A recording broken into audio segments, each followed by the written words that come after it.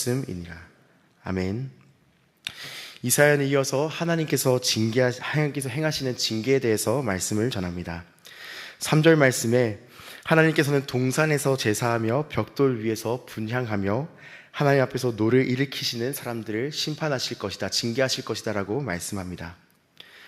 동산에서 제사하며 벽돌 위에서 분향하는 사람들은 우상을 섬기는 사람들을 의미합니다.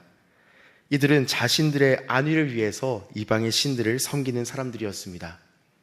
이스라엘의 역사를 볼 때 이스라엘을 괴롭혔던 큰 두 가지 우상이 있었습니다. 첫 번째는 바알이고 두 번째는 아세라였습니다. 사람들은 바알과 아세라 우상이 가지고 있는 의미 때문에 이 두 가지 우상에 대해서 열광을 했었습니다. 바알은 폭풍과 비를 관장하는 신이라고 알려져 있습니다. 농작물을 키워보신 분들이라면 물의 소중함을 익히 아실 거라고 생각을 합니다. 아무리 볕이 좋다 한들 물이 없다면 농작물은 성장할 수 없습니다. 지금이야 물이 없는 지역에 관계시설을 만들어서 물을 끌어오면 농사를 지을 수 있습니다. 하지만 고대 근동에는 그것이 불가능한 상황이었습니다. 그래서 비라고 하는 것은, 비를 내릴 수 있는 바알이라고 하는 것은 이스라엘 백성들에게 있어서, 그것을 섬기는 사람들에게 있어서 자신들의 안위를 지켜줄 수 있는 요소로 여겨졌기 때문에 바알이라고 하는 우상을 섬겼습니다. 두 번째, 아세라는 풍요 번성의 신이었습니다.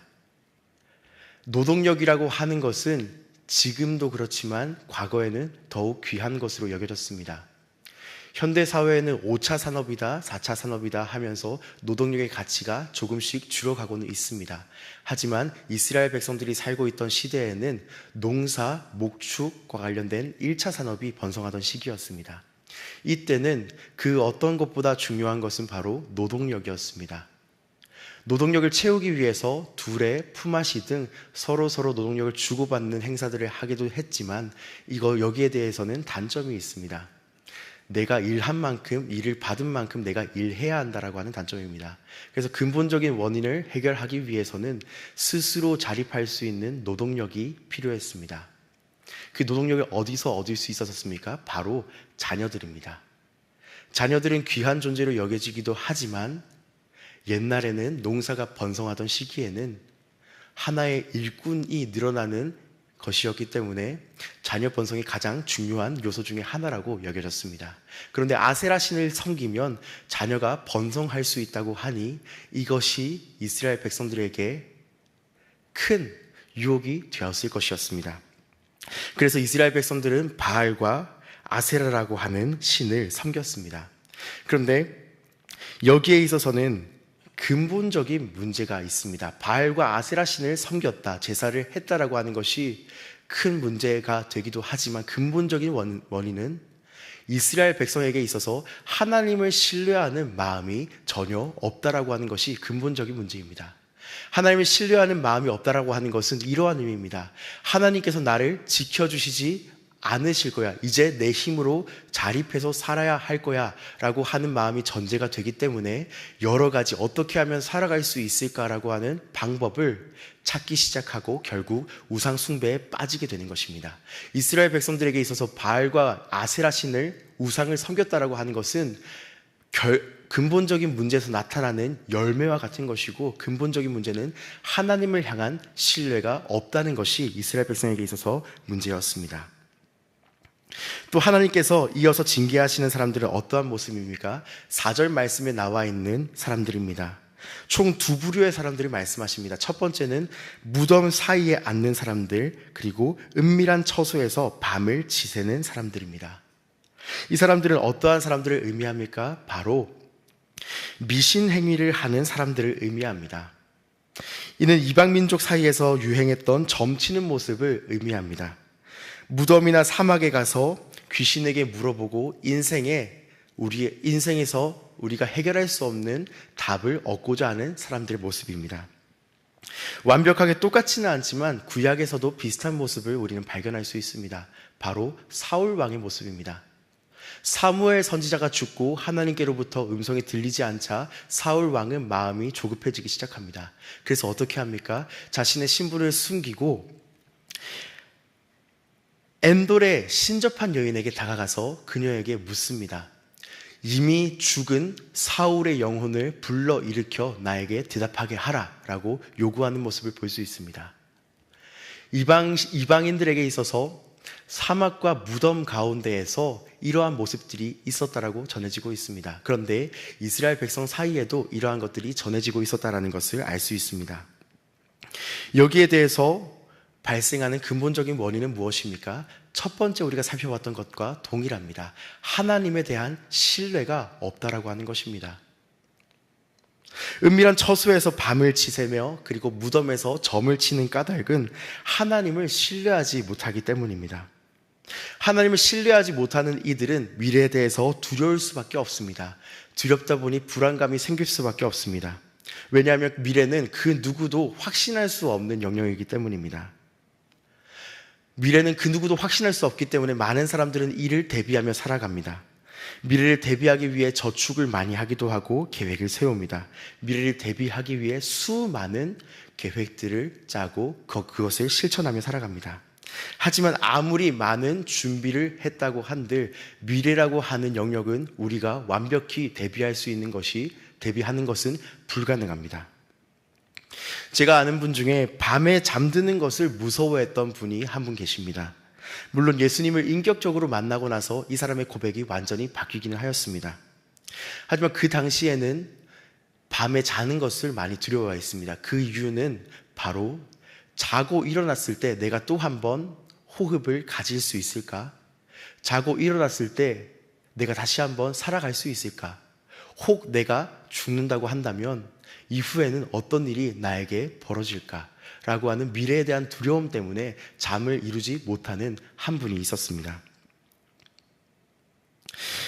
우리는 당장 오늘 저녁 그리고 내일 아침 어떻게 될지 모르는 불확실한 미래를 앞두고 살아가고 있습니다.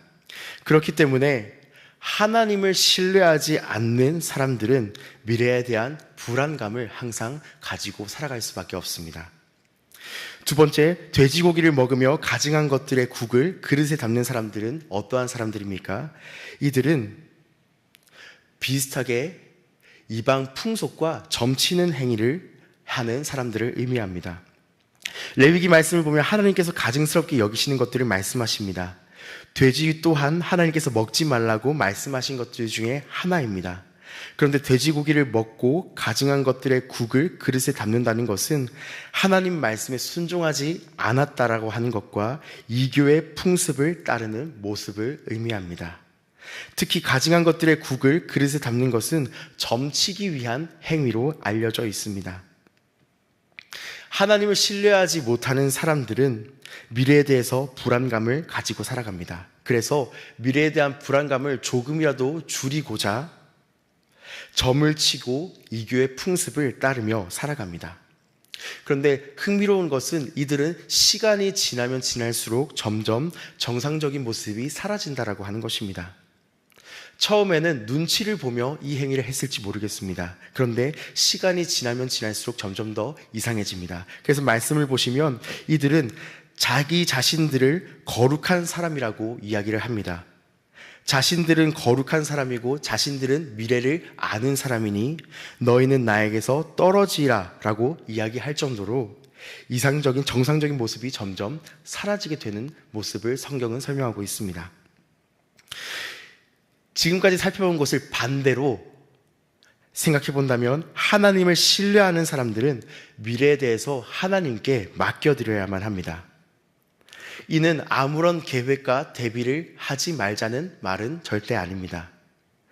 우리가 미래에 대해서 두려워하지 않아도 된다라고 하는 의미를 전달드리고 싶습니다. 왜냐하면 무한하신 사랑과 무한하신 지혜를 가지신 하나님께서 우리를 가장 아름다운 길로 인도해 주실 것을 우리는 신뢰하기 때문입니다. 또 이어서 오늘 말씀에서 하나님께서 징계하시는 사람들의 모습은 어떠한 모습입니까? 11절 말씀입니다. 오직 나 여호와를 버리며 나의 성산을 잊고 가색의 상을 베풀며 문의에게 섞은 술을 가득히 붓는 사람들입니다. 가시란 영어로는 fortune, 행운의 신을 의미합니다. 그리고 문의는 destiny, 운명의 신을 의미합니다. 11절 말씀에 하나님께서 말씀하시는 징계를 말씀하시는 대상은 결국 하나님을 거절하고 예배했던 장소를 잊고 행운이라고 하는 신을, 행운이라고 하는 우상을, 그리고 운명의 신이라고 하는 우상에 기대어 살아가는 사람들을 의미합니다. 하나님을 믿는 우리에게 우연과 행운이라고 하는 것은 결코 어울릴 수 없는 단어입니다. 왜 그렇습니까? 행운은 다른 말로 표현을 한다면 재수, 좋은 일이 우연히 생기는 것을 말하기 때문입니다. 행운이 우리에게 맞지 않다, 우리가 사용할 수 없는 단어다라고 이야기하는 이유는 바로 여기에 있습니다. 우리 삶에 있어서 우연이라고 하는 요소는 단 하나도 없기 때문입니다. 우리가 믿는 하나님은 전지전능하신 하나님이십니다. 전지, 모든 것을 아시고 전능, 모든 것을 하실 수 있는 하나님을 우리는 믿고 살아갑니다. 그 말인 즉슨 하나님에게 있어서 우연이라고 하는 요소, 행운이라고 하는 요소는 존재할 수 없다는 것을 의미합니다. 우리는 하나님의 은혜를 의지하며 살아가는 사람들이기 때문에 행운, 재수라고 하는 단어는 우리가 사용해서는 안 되는 단어입니다. 그리고 우리가 기대어서도 안 되는 단어이라는 것을 다시 한 번 더 생각하게 됩니다. 그리고 운명이라고 하는 단어도 우리와 맞지 않습니다. 운명이라고 하는 것은 사전적인 의미를 따르면 비인격적인 힘에 의해 이미 결정되어 있고 인간의 선택이나 행위가 아무런 의미를 가지지 않는다는 것을 의미합니다. 그런데 하나님께서 우리를 지으실 때에는 우리에게 자유의지를 주셨습니다. 하나님께서 인간을 만드실 때 어떠한 메커니즘에 따라서 기계와 같이 움직이도록 우리를 만드시지 않으셨습니다.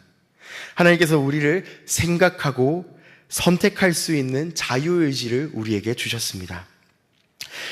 그렇기 때문에 운명이라고 하는 신에 기대어 살아가는 모습 또한 하나님을 믿고 하나님을 신뢰하고 살아가는 우리에게 적합한 모습이 아니라는 것을 성경은 말씀합니다. 이들에 대해서, 지금까지 살펴본 이들에 대해서 하나님께서 어떻게 징계하시겠다 말씀을 하십니까? 6절 말씀에 이렇게 기록하고 있습니다. 내가 잠잠하지 아니하고 반드시 보응하되 그들의 품에 보응하리라. 7절 하반절에는 이렇게 말씀하고 있습니다. 그러므로 내가 먼저 그들의 행위를 헤아리고 그들의 품에 보응하리라. 하나님께서 징계하시겠다라고 말씀하시는 이들에게는 한 가지 공통점이 있습니다. 바로 하나님과 가까운 관계가 아니라는 것입니다. 하나님을 의도적으로 거절하고 무시한 사람들입니다. 내 힘으로 스스로를 지켜보겠다라고 이야기를 하는 사람들입니다. 하나님을 신뢰하기보다 세상을 신뢰하며 살아가는 사람들에 대해서 하나님께서 징계하시겠다라고 오늘 말씀을 통해서 이야기하고 있습니다. 그런데 이 말씀을 읽을수록 하나님께서는 징계에 대해 말씀하시지만 그 안에 다른 메시지가 있다라고 하는 생각을 하게 됩니다. 왜냐하면 성경 말씀을 통해서 볼 때 하나님께서 징계를 하실 때에는 항상 선한 목적을 가지고 징계를 하셨기 때문입니다. 무슨 말이야? 라고 말씀하실 수 있다고 생각을 합니다. 성경 말씀을 보면 하나님께서는 징계를 하실 때 꼭 목적을 두고 징계를 하셨습니다. 예를 들어서 구약 성경에서 이스라엘 백성들이 하나님을 반역하고 돌이켜설 때 하나님께서는 선지자를 보내서 말씀하십니다. 그들의 마음을 돌이키시려고 하십니다. 그런데 이스라엘 백성들이 이를 듣지 않을 때에는 하나님께서는 징계를 내리십니다. 이방 나라를 통해서 혹은 재앙을 통해서 징계를 일으키십니다. 그런데 하나님께서 주시는 징계의 목적은 그들을 완전히 파멸시키고자 하는 목적이 아닙니다. 하나님께서 이스라엘 백성들에게 징계를 주실 때에는 깜짝 놀라서 돌이킬 수 있게끔 징계를 사용하십니다. 이스라엘 백성들은 징계를 받을 때 통증으로 인해서 깜짝 놀라서 하나님께 돌이키게 됩니다. 이것이 하나님께서 주시는 징계의 선한 목적입니다. 성경에서 말하는 진짜 최악의 징계는 바로 무관심입니다. 하나님께서 징계를 내리실 때 더 이상 이 사람에 대해서 건드릴 노력이 필요 없다고 생각하실 때에는 하나님께서 행하시는 방법은 그대로 놓아두시는 것입니다. 구약 성경에서 이것을 잘 볼 수 있습니다. 이스라엘 백성들이 하나님 앞에서 금송아지를 만들어서 섬길 때 하나님께서 어떻게 하십니까? 이스라엘 백성들에게 이렇게 말씀하십니다. 가나안 땅으로 올라가라. 내가 모든 것을 다 이루어 놓겠다. 평탄하게 입성할 수 있게 해주겠다. 하지만 나는 너희와 함께 가지 아니하겠다. 하나님께서 허락하신 최악의 징계는 죄악의 자리에 그대로 내버려 두시는 것입니다. 다시 말하자면 하나님께서 하나님의 백성들에게 내리시는 징계는 다시 돌이키는 것에 그 목적이 있습니다. 이스라엘 백성들에게도 마찬가지셨고 오늘 우리에게도 마찬가지입니다. 아이가 바르게 자랄 수 있도록 도와주기 위해서는 늘 당근만 줘서는 안 됩니다. 아닌 건 아니라고 이야기해 줄 수 있어야 하고 때로는 매를 들 수 있어야만 합니다. 그렇다면 하나님의 징계의 말씀을 듣고 돌이킨 백성들이 누릴 수 있는 유익은 무엇입니까? 오늘 말씀에서는 이전의 모습보다 더욱 풍성하게 회복된다라고 하는 것을 말씀하고 있습니다. 전쟁에서 패한 뒤 이스라엘 백성에게 이스라엘이라고 하는 나라에게 남은 것은 아무것도 없었습니다. 그런데 하나님께서는 이스라엘 백성을 다시 일으키실 것뿐만 아니라 샤론 평양에 다시 양이 가득할 것이며 아골 골짜기에 소떼가 눕는 곳이 될 정도로 회복시키실 것이라고 말씀하십니다. 그리고 하나님께서는 때에 맞는 필요를 채워주실 것이라고 약속을 하십니다. 그리고 포로로 잡혀갈 때 누릴 수 없었던 평안함과 즐거움이 회복될 것이라고 말씀합니다. 결국 이사야서를 통해서 이스라엘 백성들에게 그리고 오늘 이 말씀을 듣고 있는 우리에게 하나님께서 원하시는 것은 관계의 회복입니다. 하나님께서는 고난이라고 하는 수단을 사용해서라도 우리의 모습을 바꿔가십니다. 마지막으로 그냥 두면 되지 왜 하나님께서는 우리의 모습을 바꿔가려 하시는 것입니까? 라고 하는 질문을 드리고 싶습니다. 그것은 예수 그리스도를 구주로 믿는 우리는 더 이상 이 세상에 속한 시민권자가 아니기 때문입니다. 예수 그리스도를 구주로 믿은 우리는 이 세상에 살아가지만 이 세상 시민권자가 아니라 하늘나라의 시민권자이기 때문입니다. 그래서 하나님께서는 그 나라에 합당한 모습으로 우리를 하나하나 바꿔 가시기 위해 고난이라고 하는 도구를 사용하시는 것입니다. 오늘 말씀을 기억하시며 이 아침 다시 한번 하나님과 깊은 관계를 맺으실 수 있는 은혜가 있으시기를 소망합니다. 함께 주기도문을 하도록 하시겠습니다. 하늘에 계신 우리 아버지, 아버지의 이름을 거룩하게 하시며 아버지의 나라가 오게 하시며 아버지의 뜻이 하늘에서와 같이 땅에서도 이루어지게 하소서. 오늘 우리에게 일용할 양식을 주시고 우리가 우리에게 잘못한 사람을 용서하여 준 것 같이 우리 죄를 용서하여 주시고 우리를 시험에 빠지지 않게 하시고 악에서 구하소서. 나라와 권능과 영광이 영원히 아버지의 것입니다. 아멘.